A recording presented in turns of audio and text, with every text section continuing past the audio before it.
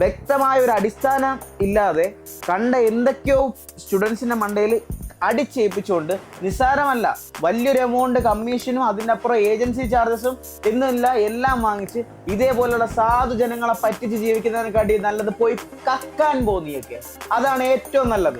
ജോർജിയയിൽ ഇതിനു മുമ്പ് ഞാൻ പറഞ്ഞിട്ടുണ്ട് പല എഡ്യൂക്കേഷൻ സ്കാംസ് നടക്കുന്നുണ്ട്, പല യൂണിവേഴ്സിറ്റി കേന്ദ്രീകരിച്ചു, അതുകൊണ്ട് തന്നെ നന്മയുടെ വെള്ളരിപ്രാവുകൾ വീശിക്കൊണ്ടിരിക്കുന്ന പല ഏജന്റുമാരെ പറ്റി ഇനി പറയാൻ പോകുന്നതാണ് നിങ്ങൾ ഏറ്റവും ജാഗ്രതയോടെ കേൾക്കേണ്ടത്. എന്താണെന്നല്ലേ, നാട്ടിൽ നിന്നൊരു സ്റ്റുഡൻറ്റ് MBA പ്രോഗ്രാമിന് ജോർജിയയിലെ ഒരു യൂണിവേഴ്സിറ്റിയിൽ അഡ്മിഷൻ എടുക്കും.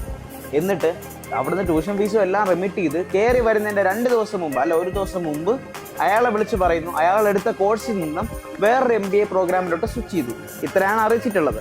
പുള്ളിക്കാരൻ ജോർജിയയിലെത്തി യൂണിവേഴ്സിറ്റി പോയപ്പോഴത്തേക്കും യൂണിവേഴ്സിറ്റിയിൽ അങ്ങനെ ഒരു പ്രോഗ്രാം പുള്ളിക്കാരൻ ജോയിൻ ചെയ്യാൻ നിന്ന $6,000 ടോട്ടൽ ട്യൂഷൻ ഫീസ് വരുന്ന പ്രോഗ്രാമേ ഇല്ലെന്ന് പറയും. ഇതാണ് ഇപ്പോഴത്തെ സംഭവം.